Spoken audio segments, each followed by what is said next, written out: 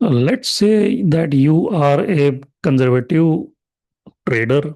You don't like to take too much risk and you don't want extraordinary high-fi returns from the market. You are satisfied with basically 15 to 20% return. You are that kind of a person. Okay. You are not greedy, and at the same time, you want a decent amount of return for the effort that you are putting in into the stock market. Right. So like 15 to 25% return from the stock market is a decent expectation. Someone like Warren Buffett never made more than 20% compounded annual return, maybe 20-25%. That was his range. He never went beyond that. So if you are expecting like 15 to 20% or 15 to 25, I would say that's a reasonable assumption, assuming you have the skill to navigate in the stock market. So you are a conservative person, okay? Conservative trader. Now, how would you approach the market as a conservative trader? Let's say the market, when it is in a downtrend, you don't buy any stocks because you are a conservative guy.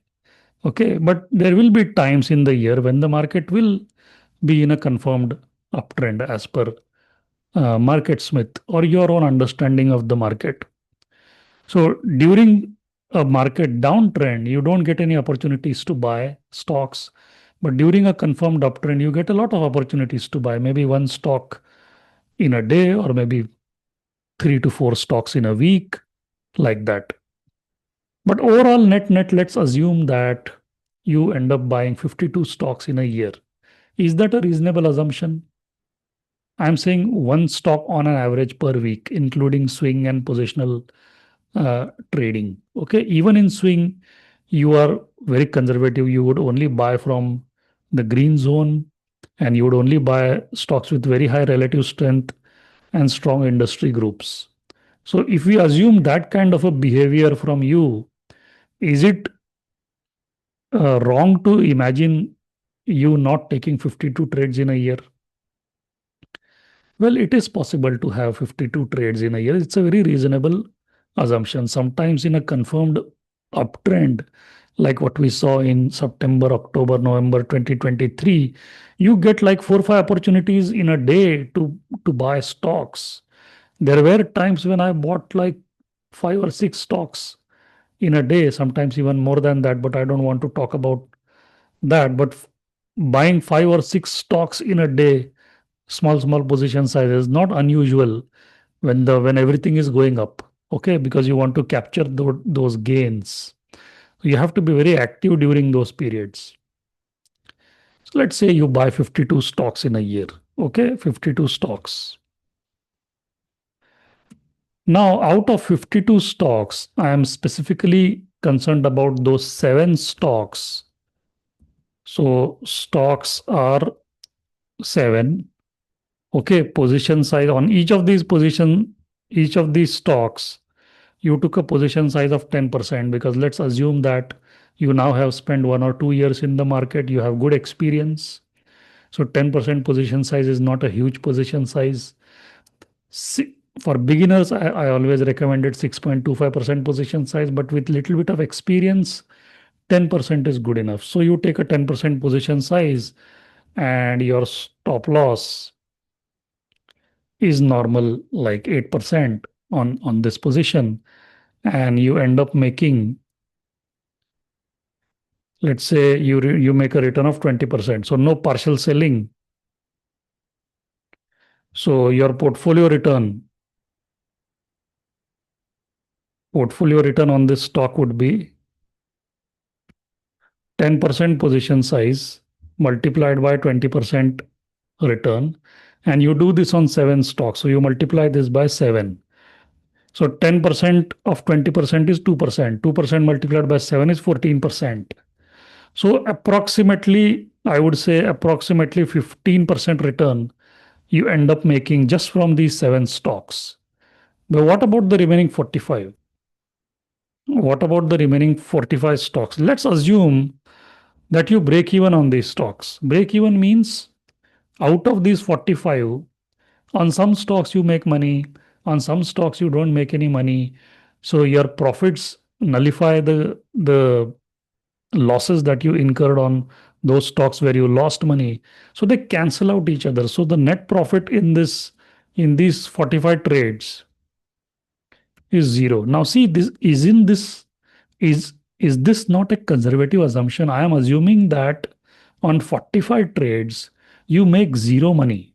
Is that possible given the skills that you are learning, given the fact that you are taking majority of the times you are taking positional trades, you are getting into fundamentally good strong companies, you are buying stocks with good relative strength, good industry group rank, institutional demand, near 52-week high, high volume on breakout, trading above the 50 and the 200-day simple moving average, having an average volume of 200,000 shares traded per day. If you go in with those characteristics, do you think it's possible to lose money on 45 trades combined?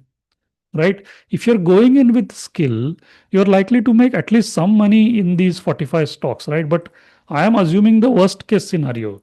I am assuming that you don't make any money on these 45 trades. Okay? That's an extremely conservative assumptions assumption. Now, this is also a conservative assumption. How difficult is it? You tell me, how difficult is it to find seven stocks in 1 year where you book a 20% profit, no partial selling. You just buy, and at 20% you just calculate 20% from your average execution price. You draw a line at 20% and you just put a GTT sell order. You get automatically kicked out of the stock after it hits that 20% level. Very, very plain, very simple. Is it difficult to find seven stocks in a year that shoot up 20% to hit your target? Just seven in an entire year. Is it difficult to do that? No, right? In a confirmed market uptrend, sometimes you might find seven stocks in maybe 2 3 months. So it's not difficult. This is also a conservative assumption. I'm assuming you are getting seven opportunities in 1 year that reach your target of 20%. Again, that's a conservative assumption. Both of these are conservative assumptions. Okay, and I'm assuming on 45 stocks you don't make any money. Okay, that's a ultra conservative assumption. With this, you still end up making 15% return. Here you make 0%. 15% return means you are doubling your money every 5 years. Correct? You know the rule of 72, right? Rule of 72 means 72 divided by 15, which is roughly what, 5 years. So if your return is 15% per year, so in 5 years, you divide 72 by 15. In 5 years, you will double your money. See, Warren Buffett used to double his money every 3 years, 3.5 years. So if you keep a target of doubling your money every 5 years, is that a aggressive target? I don't think so. 15% is at least 15% is the least amount of money that you can expect or you should expect from your stock market investments, because you have to factor in inflation and things like that. Now, some of you might say, Rohit, if 15% is the target, what is the need to do all this calculations and analysis and positional trading and market smith and scanning and all of this? Why not just put that money in a nifty index fund or some mutual fund, mid cap, small cap, large cap, flexi cap, hybrid cap, whatever? Why not just put the money there and just relax? Well, that is fine. You want to do that, you do that, but there is risk with everything. What if the market doesn't do well? What if mutual funds don't do well? Right? What if market goes in a downtrend? If the market goes down 10%, is it possible that your mutual fund goes down 25, 30, 40%? Of course, it is possible. Can you stay away from the market in your positional trading? Of course, you can. Can you do that with mutual funds? No. Unless you sell your mutual funds, you can't do that in mutual funds. You just put your money in a mutual fund and you hope that it gives you 15% over the next 5 to 10 years. That's a reasonable expectation from a mutual fund. There is nothing wrong with that. But I'm saying in a particular given year when the Nifty itself is not doing well, chances are high that mutual funds are not going to do well and mutual funds might fall more than what the Nifty would fall. So during that year, you'll have to sit with a loss, right?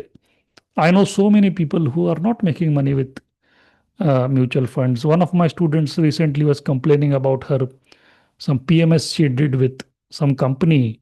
The PMS doesn't make much money, and plus there are management fees and all. So in active portfolio management like what you are doing, you can actively get in and out of the market. If you feel that the market is weak, you can completely go in 100% cash. You cannot do that with a mutual fund. Once you invest in a mutual fund, you have to stay the course, because mutual fund is by nature is a long term investment product. There is nothing wrong with the mutual fund, by the way. If you do not understand trading and investing, you should definitely get into mutual funds, because that there at least you get some professional management. But you have to stay the course. You have to sit with losses in a given year. The market will be volatile. If you have bought a equity mutual fund, you understand volatility, right? That can be managed with positional trading. So I'm saying that the risk adjusted return, you don't have to look at the return, absolute return. You have to look at the risk adjusted return. I'm saying the risk adjusted return with active portfolio management is better than the risk that you have with a passive fund or an index fund. Even if you put your money in a Nifty index fund, what if the Nifty remains down from your purchase price for an entire year or 2 years or 3 years? You will have to sit with a loss for 2, 3 years. But on the other hand, in positional trading, you could choose to sit on cash when the market is weak. So you would not continue to lose money. So when you consider risk, this is a low risk trading or investing style, because you're actively managing it. You understand when the market is weak, you understand when to stay away. And given these conservative assumptions, assuming you don't make any money on 45 stocks, and these are not just any 45 stocks chosen at random, these 45 stocks could be carefully selected, carefully filtered, carefully shortlisted, carefully analyzed stocks. I am assuming that after doing all of the hard work on the 45 stocks, you still make zero money on that. That's an extremely conservative assumption. Okay. So if with a conservative assumption, you can make a decent return, what if you make a optimistic assumption? You are likely to make much more, right? So when you do analysis or when you set return expectations, be extremely conservative in your assumptions, because the market is not there to give you money. The market is there to take your money. So you will get punished if you make mistakes in the market. That is the discussion I wanted to make with you. You just need 7 stocks in a year to make a decent return. 20% for a breakout strategy, reaching 20% from your buy point, it doesn't take too long. It's like 1 month, 2 month thing, right? You don't have to wait an entire year to make a 20% return on a stock, because you're buying it at a specific pivot point where the retail supply is at its lowest.